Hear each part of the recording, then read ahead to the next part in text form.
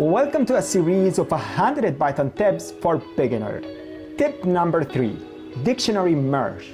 We have two separated dictionaries and we want to merge them all together in one dictionary just in a line of code. How to do that? We know the dictionary in a Python is like a variable to store data with keys and value. In a dictionary 1, we have 3 keys which are A, B, C, and the values are 5, 6, 10.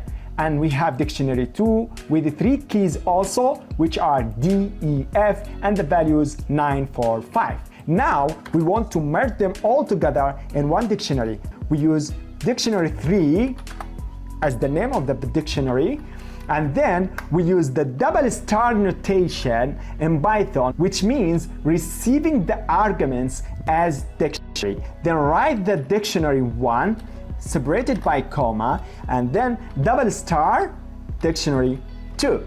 Here you are. Now let's print the dictionary 3. Here we merge two separated dictionaries in one dictionary just in a line of code. This is tip number 3 and we still have 97 tabs. If you like these videos, give it a thumbs up and don't forget to hit that subscribe button down below to receive all our videos as we upload videos all the time.